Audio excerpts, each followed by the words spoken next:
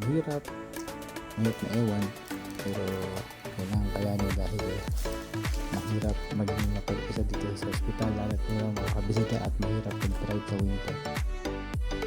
And mahirap, masakit, araw-araw masakit. Pero after 60 days ng opera, medyo okay pa rin. Kapag mula sa bedridden ako dati, after 60 days ay nakakapunta na ako ng CR ng with support system ng wheelchair or walker na mga ginagamit ko ngayon para magkagalaw ako sa loob ng kwarto. Mahirap pero kayanin kasi injured pa ang right leg ko.